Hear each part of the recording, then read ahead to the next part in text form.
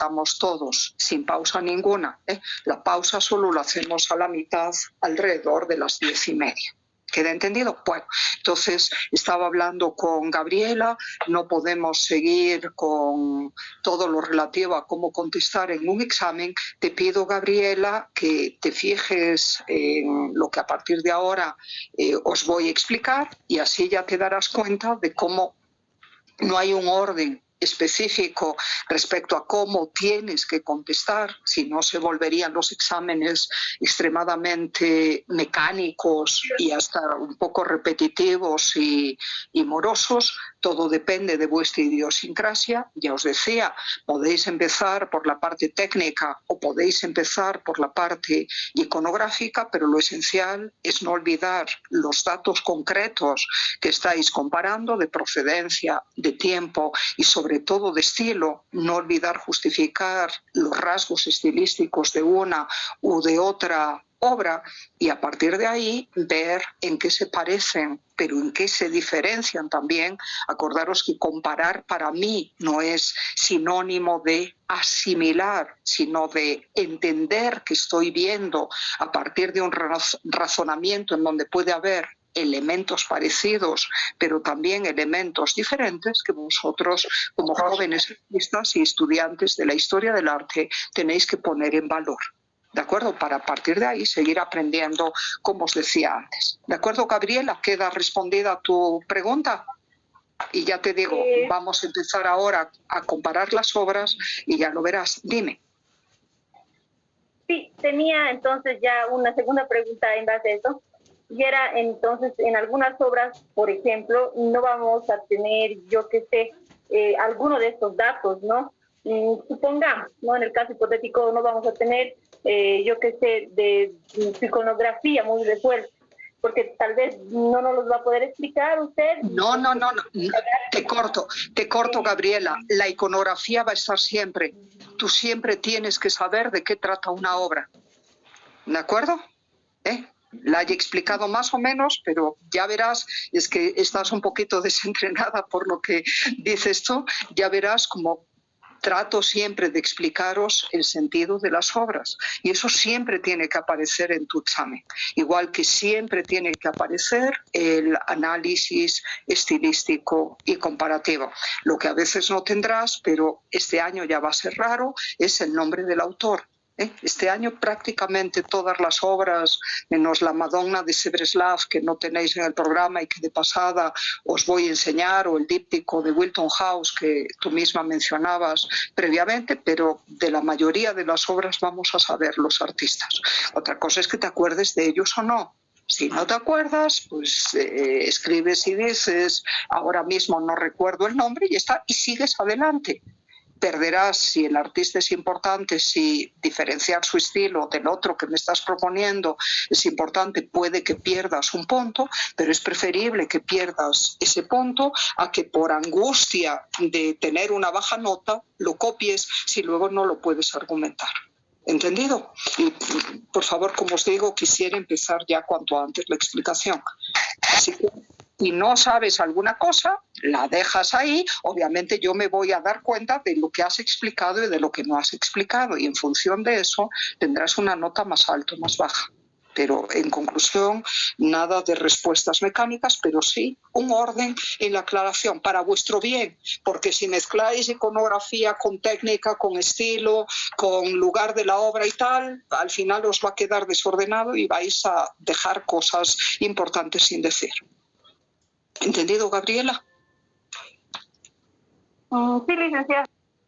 Bueno, ¿puedo empezar entonces, por favor? Como os digo, tenemos todo un curso por delante para que se os vayan resolviendo automáticamente esas dudas que podéis tener. Solo os digo, razonar, razonar y razonar. Es lo que tenéis que hacer en vuestros exámenes, más que de repetir las cosas de mala memoria. Ya sabéis, prefiero la expresión francesa par cœur, que quiere decir de corazón, es decir, habiéndolas interiorizado, habiéndolas asimilado de una manera emotiva y sobre todo vivencial. Eso es estudiar de memoria de verdad, que te queden grabadas. que distingas lo esencial de lo accesorio, para que en adelante sepas o no la obra, no cometas errores capitales. Bueno, empiezo entonces a compartir con vosotros el programa y la obra que teníamos aquí. Compartimos pantalla, por favor.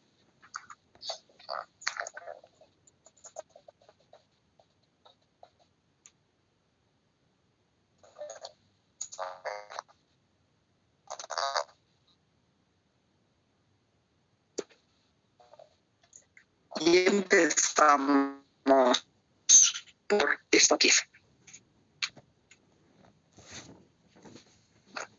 No sé por qué no se está girando esto.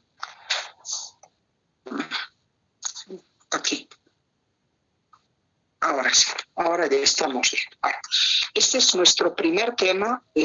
Como he dedicado hora y media casi a resolver vuestras dudas, lo voy a tener que tratar con cierta ligereza y no con la profundidad que quisiera, porque para el próximo día desearía que pudiéramos empezar a estudiar la pintura gótica flamenca desarrollada a finales de la Edad Media a lo largo del siglo XV y que, como veis en el programa, puede ser calificada también como parte destacadísima del Renacimiento del norte de Europa, que no se refiere, y por eso os comentaba antes, el uso adecuado y la comprensión adecuada de los términos es capital. Aquí, cuando hablamos del Renacimiento nórdico o Renacimiento del norte de Europa, no nos referimos de Noruega, a donde llega tardíamente y a partir de ya muy avanzado el siglo XVI, ni siquiera nos referimos al mundo anglosajón, sino que cuando hablamos de Renacimiento del norte nos referimos a lo que pasa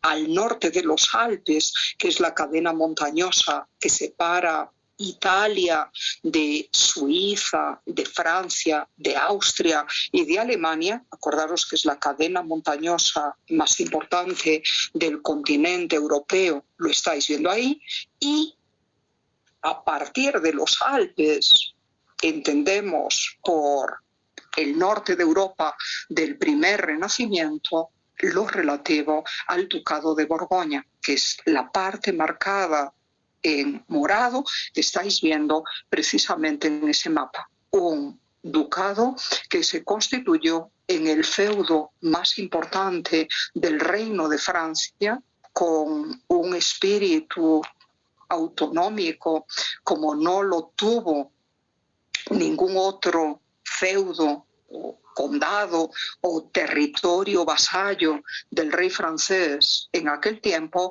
a tal punto de que en el proceso de la larga guerra que conocemos como Guerra de los 100 años, y a pesar de los lazos de parentesco que unían a los duques de Borgoña con los reyes de Francia, que eran sus primos y a veces hasta sus hermanos, a menudo, y especialmente en la fase final de esa larga contienda entre el Reino de Francia y el Reino de Inglaterra, que terminó a finales del primer tercio del siglo XV, en esa última parte, a comienzos del siglo XV, los borgoñones estuvieron aliados y mucho más del lado de los ingleses que del lado de los franceses, porque a lo que aspiraban era ellos mismos convertirse en un reino independiente. Sueño truncado tras la muerte y 370 y algo en la batalla de Nancy, a partir del cual, y con el matrimonio de su hija y heredera María de Borgoña con el emperador Maximiliano de Austria, el Ducado de Borgoña pasó a formar parte del Imperio alemán. Y justamente como el hijo del emperador Maximiliano, el conocido como Felipe el Hermoso, archiduque de Borgoña y de los Países Bajos en aquellos tiempos, se casó con la infanta española Juana, apodada con el tiempo la Loca por su supuesto trastorno mental acaecido supuestamente por su desvarío amoroso por el marido precisamente y a raíz de la muerte de él, bueno, pues a raíz del casamiento entre Felipe el Hermoso de Flandes y Juana de Castilla, la hija de los reyes católicos, ese ducado y esas tierras del ducado de Borgoña y de los Países Bajos pasaron a formar parte del Imperio Español, porque recordad, el hijo heredero de Felipe el Hermoso y de Juana, apodada la Loca, fue el que con el tiempo fue conocido como rey Carlos I de España y emperador Carlos V de Alemania, porque él heredó el imperio de su abuelo. Y por eso, a partir de esa unión, acordaros que los matrimonios entre nobles y especialmente entre reyes rara vez eran por amor, eran asuntos de Estado que buscaban consolidar o ampliar el patrimonio de cada país. A raíz de eso, justamente, España se convirtió en la potencia más poderosa del mundo entero en aquellos tiempos, con las conquistas americanas, con el viaje de circunnavegación de Magallanes y Elcano, que terminó exitosamente porque llegó a puerto, pero después de haber perdido centenares de marineros y de naves en el 1522. Justo este año se conmemora el 500 aniversario de este final de exploración del primer viaje marítimo que por primera vez, insisto, en la historia recorrió el mundo entero, le dio la vuelta al mundo entero. Como os decía, a raíz de todo eso, Carlos V, con sus posesiones, incluso en el Océano Pacífico, en el Índico, acordaros de Filipinas también, con sus enclaves, en la zona de la India, en la zona de Japón y demás, y en las posesiones americanas, y su heredero Felipe II se volvieron los reyes más poderosos del mundo entero en el siglo XVI. ¿De acuerdo?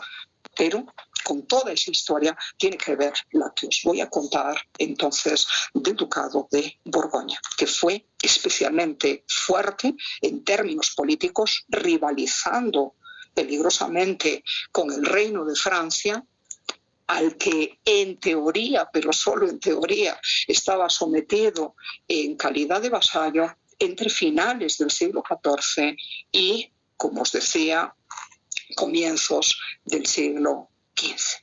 Bueno, pues es en ese territorio y a partir también de la corte de París, en donde se desarrolla primero el gótico que calificamos de internacional y luego será en ese territorio marcado con morado en donde se va a desarrollar la pintura gótica que calificamos de flamenca por tener precisamente su nacimiento, su origen y su gran floración en el territorio de Flandes, que veis marcado ahí y que forma parte de los Países Bajos en su zona sur. Acordaros que los Países Bajos son las tierras bajas, las tierras llanas del oeste de Europa, mirando al Océano Atlántico, como tenéis ahí. Hoy generalmente damos la acepción de Países Bajos a Holanda,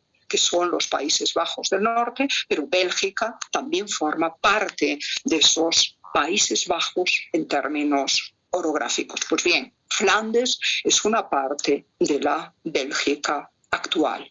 De hecho, en su época, el territorio flamenco abarcaba lo que hoy es Flandes en Bélgica, pero también algo del norte de Francia y, por supuesto, también del Gran Ducado de Luxemburgo. ¿De acuerdo? Ese es el territorio flamenco. Y ese territorio flamenco, en términos políticos, como os digo, alrededor del 1400 y durante buena parte del siglo XV, perteneció al Gran Ducado de Borgoña, que está al este de Francia, como veis, y cuya capital hasta hoy, aunque ya no sea ducado, sigue siendo la ciudad francesa de Dijon. Dijon, la veis marcada ahí también. Hablemos entonces, antes de tratar de esa pintura gótica flamenca, del estilo internacional, un estilo que define los gustos aristocráticos, los gustos de la nobleza, los gustos cortesanos de buena parte de los poderosos de Europa alrededor del 1400. Tiene su origen el estilo que llamamos gótico e internacional, ese calificativo, ese adjetivo, no lo olvidéis, por favor, en la corte parisina, como os quería hacer ver, con del gótico galante, del gótico cortesano francés, que se había empezado a desarrollar precisamente en París a raíz del gobierno ya sin la deuda de su madre, tras la muerte de su madre, del rey San Luis, que murió precisamente a mediados del siglo XIII. Acordaros que él fue el promotor de la Santa Capilla de París, que es el primer edificio que podemos ligar arquitectónicamente al gótico radiante, que es contemporáneo a ese gótico cortesano. Solo hablamos de gótico galante o gótico cortesano para las artes plásticas, para los trabajos de pintura o de escultura y artes afines que tratan de la representación de la figura humana, y ya sabéis que ese gótico galante o cortesano estuvo vigente en el entorno parisino durante toda la segunda mitad del siglo XIII y se mantuvo a lo largo de la primera mitad del siglo XIV. Pues bien, de la confluencia de las características del gótico galante francés con la pintura sienesa desarrollada en la corte papal de Aviñón, que es esa ciudad que veis ahí en la Provenza, en el sur de Francia. Fijaros bien dónde está Aviñón, lo veis ahí escrito, a raíz del llamado destierro de Aviñón de los papas que durante tres cuartos de siglo, durante unos 70 años del siglo XIV, vivieron casi sometidos y dependientes de los reinos de los reyes de Francia, ahí en Aviñón, trasladando la corte papal de Roma a Aviñón y yéndose a esa corte papal artistas tan destacados como Simone Martini, figura clave del Trecento sienés, como os expliqué el año pasado. Pues bien, de la mezcla, de la confluencia de estilos, de esa pintura derivada de Siena y desarrollada en Aviñón con las características del gótico galante francés, nace lo que entendemos por gótico internacional. Un estilo que le llamamos así porque a partir de la corte francesa se difunde en dirección norte, en dirección este y también en dirección sur por buena parte de la Europa central y occidental. Lo vamos a encontrar en la corte de Inglaterra. Lo vamos a encontrar también, obviamente, en las tierras del Ducado de Borgoña, tanto en Flandes como en Borgoña, al este de Francia, propiamente dicha. Lo vamos a encontrar igualmente en todo el sur de Alemania, en la zona de Renania, en la zona del río Rin. Lo vais a ver marcado ahí. Lo vamos a encontrar en el norte de Italia, afectando a lo que se hace tanto en la región de la Lombardía como en Venecia, como en, por ejemplo, Florencia o Milán durante el primer cuarto del siglo XV.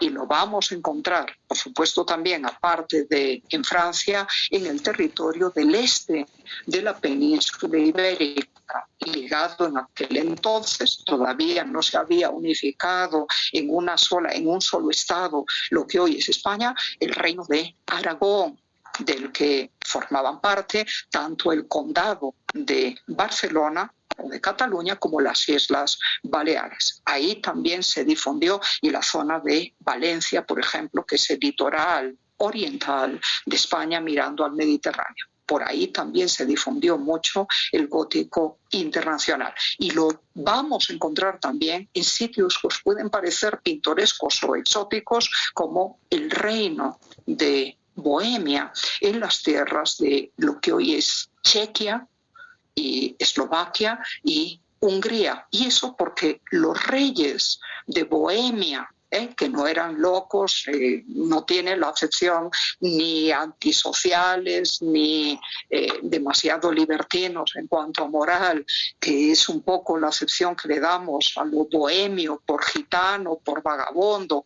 En la actualidad, Bohemia es una región del centro de Europa, que en esta época fue gobernada por monarcas de origen francés, como Luis de Anjou. Así que por todas esas relaciones, hasta Bohemia, hasta el centro de Europa, hasta el territorio que ahí veis marcado como Hungría, por ejemplo, se extendió el gótico internacional. Por eso los historiadores del arte en tiempos actuales le han llamado así. Y ya sabéis también, creo que os lo puse en el programa, que la otra manera de denominar a ese gótico, insisto, aristocrático, para nada es un estilo popular, que se difunde por todas las cortes, por todas las capitales y ciudades destacadas de Europa en esos tiempos, además de llamársele internacional, por eso se le llama estilo 1400, porque pivotó cronológicamente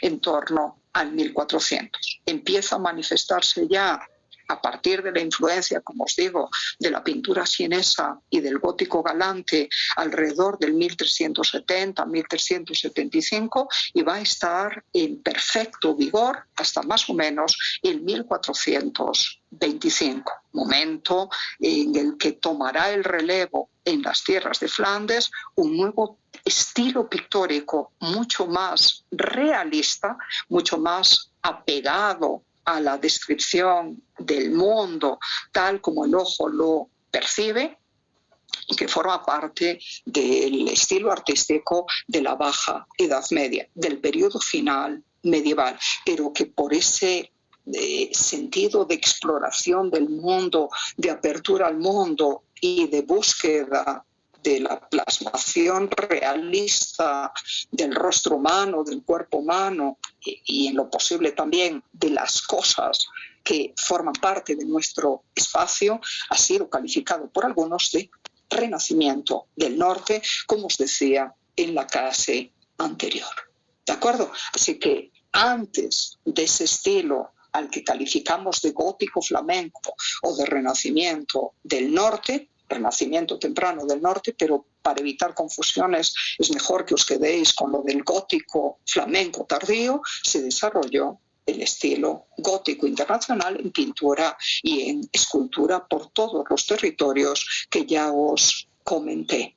Y, como os digo, el año 1400 queda en el centro de esa cronología. También os recuerdo que en algunos territorios, por ejemplo, en la zona de Renania, sí, perdón, dime. ¿Alguien preguntó algo? ¿Todo entendido hasta aquí? Sí, todo entendido. Perfecto, se está oyendo bien, ¿no? Es que creí que se había cortado la comunicación.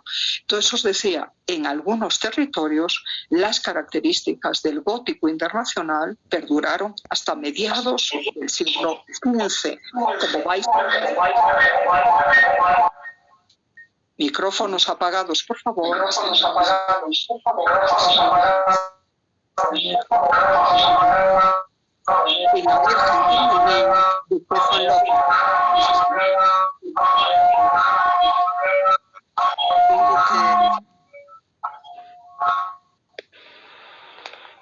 Tengo que volver al Zoom. ¿Se me escucha bien, por favor? Tengo que pedir, Vanessa Puña y todos los demás, que tengáis los micrófonos apagados, porque si no, parece que se forma un eco y yo no puedo hablar. Vanessa, ¿puedes apagar tu micrófono?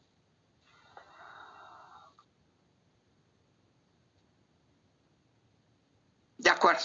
Volvemos entonces, por favor, a nuestro Zoom.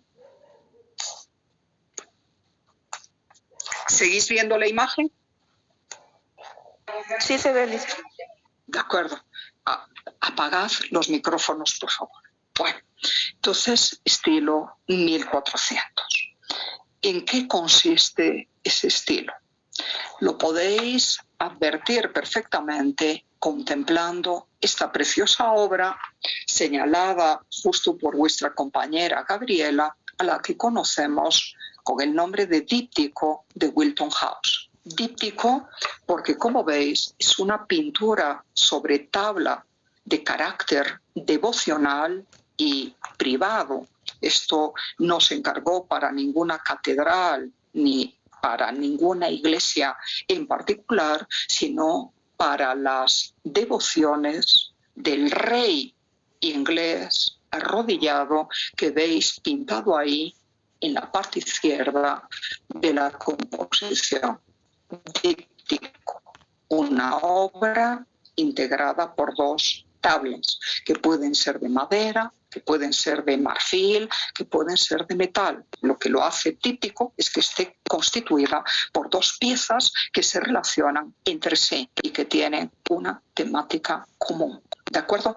Y de Wilton House, porque ese es el sitio en Inglaterra en donde la obra se ha conservado por un cierto tiempo. En la actualidad supongo que está en algún museo, pero estuvo ahí y por eso, por ese nombre del lugar, conocemos a esta pintura en particular.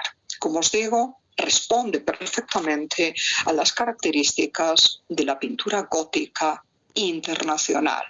El espíritu aristocrático y elegante de la pieza es evidente tanto en las suntuosas ropas que llevan las personas pintadas en la tabla de la izquierda, como en los rasgos delicados, finos, esbeltos, ondulantes, particularmente de las figuras de los ángeles, la corte celestial y de la Virgen María, que veis pintada en la parte derecha de la composición. Os decía antes que el gótico internacional es una evolución del gótico galante francés y eso se nota perfectamente en ese canon corporal esbelto, en esa disposición de las figuras cimbreantes, ondulantes, formando una amplia S. En el caso de la figura de la Virgen es muy notable, en el tratamiento de los rostros de aspecto delicado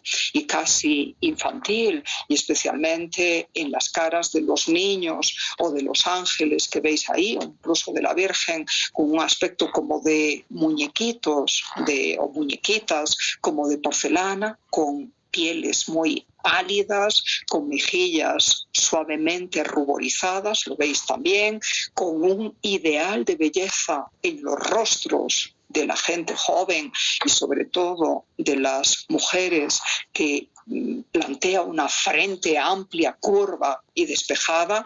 Lo veis ahí, unos rostros de carácter oval, finos, delicados también, y el tratamiento de los cabellos ondulantes, todo ello derivado, como os decía, del gótico cortesano, del gótico galante anterior. Pero junto con eso está el preciosismo y la intensidad del color. Y esto tiene que ver con la aportación que hacen los pintores sieneses en la corte de Aviñón. Como es una pintura de encargo regio, real, o de encargo aristocrático, como quienes la patrocinan, como quienes la solicitan, son gentes de la nobleza o de la realeza con grandes sumas de dinero, los artistas no escatiman en la calidad de sus pigmentos. Pigmentos, todos ellos naturales, normalmente de origen mineral, y en donde el que más va a destacar precisamente por su intensidad cromática y por su suntuosidad es el azul ultramar que estáis viendo aquí. Y acordaros que al azul ultramar se le llama así, no porque sea un azul marino, no lo confundáis por favor, el azul marino de los uniformes de los marinos, por eso lo llamamos así, es un azul muy oscuro. El azul de ultramar es un azul que viene del otro lado del mar, es decir, en principio de las tierras, y obviamente lo están describiendo los pintores europeos que lo utilizan. Por lo tanto, es un azul que en principio viene de las tierras del Asia, de la lejana Afganistán, en donde se extraía el precioso lapislázuli que ya habían conocido los sumerios de las minas, como os digo, de Afganistán. Con el tiempo, y ya para este periodo medieval, ese azul lapislázuli, que era carísimo de verdad, empezó a ser reemplazado por azules con un tono de brillantez y de intensidad similares, pero más próximos, más fáciles de obtener, salidos de los montes de Bohemia y de Prusia. Por eso habréis oído hablar también alguna vez del azul Prusia. ¿De acuerdo? Seguía siendo un pigmento caro, pero ya no tan caro como el de lapislázuli. Pero a veces, insisto, si el cliente lo podía costear, el artista usaba lapislázuli de verdad.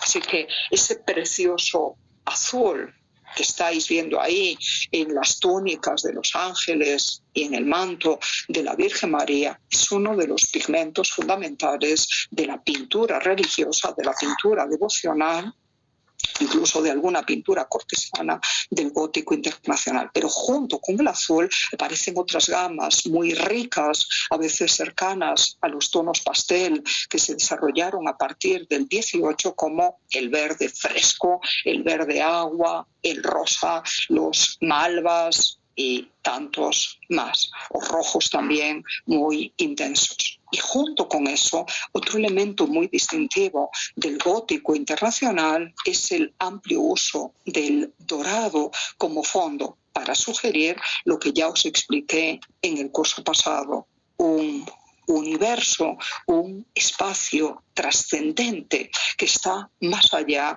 de este mísero y triste a veces mundo material. El universo de la divinidad, de lo sagrado. Acordaros que el color dorado es el color por excelencia de la divinidad, de lo trascendente, de lo espiritual, porque el metal oro es un metal incorruptible, no se oxida si es de buena ley, si es de calidad, y por lo tanto es el color que desde la época, acordaros de los egipcios, se asocia al sol, esplendente como el mismo oro, obviamente mucho más, y también a Dios. Y ese fondo dorado, acordaros, había sido característica principal de la pintura sacra de los iconos bizantinos.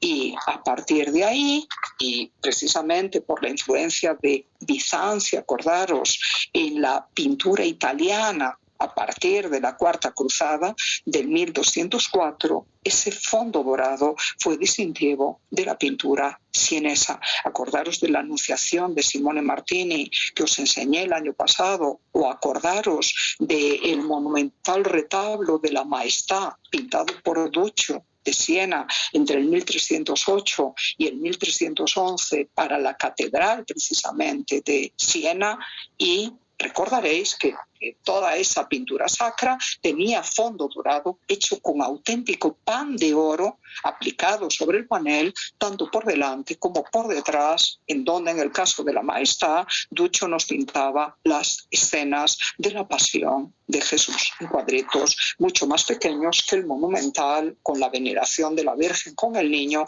por parte de ángeles y santos, que es el tema principal del anverso de esa complicada y ambiciosa obra religiosa.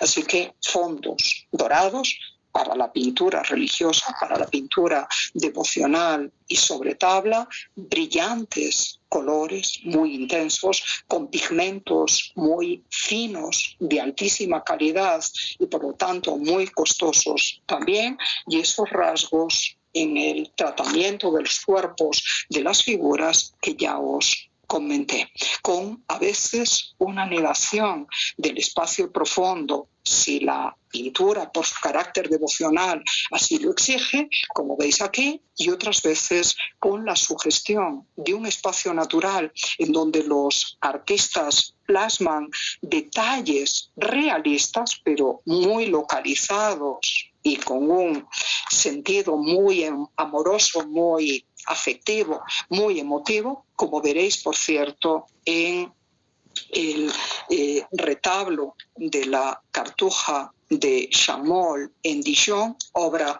de Melchor Broderland y Press, que os mostraré dentro de un ratito, o también en las miniaturas de los hermanos Limbourg contemporáneos. Así que se puede representar el espacio con los árboles, los montes, el interior de las casas, o no, dependiendo de lo que el artista quiera transmitir con su obra. Aquí, para ayudar a la concentración en la plegaria del rey hacia la Virgen, como veis, el anónimo artista ha prescindido de todo eso y sitúa sus figuras en un espacio resplandeciente, completamente dorado, pero completamente neutro también, sin descripción de la geografía, de la orografía, del lugar en particular en donde pudiera estar él. Se entiende que se imagina ante la presencia de la Virgen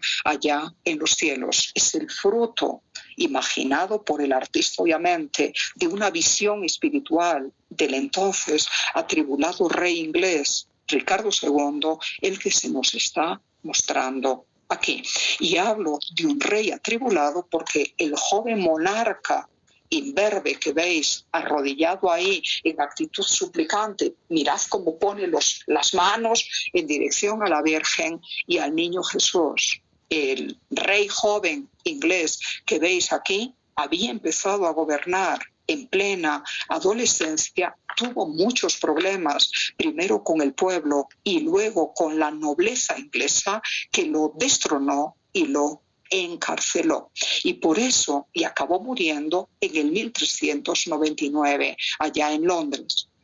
Por eso su vida y su gobierno son estrictamente contemporáneos al desarrollo de esta estética del gótico internacional, y por eso también dudamos en si la obra fue encargada por el rey cuando ya estaba en la prisión entre el 1394 más o menos y el 99, o un poquito antes de entrar en ella. Por la actitud suplicante del rey, parecería que, como os digo, esto se pintó cuando ya él estaba desesperado y encarcelado y obviamente temiendo por su propia vida, como al final sucedió. Así que todo ese contexto lo tenéis que entender bien.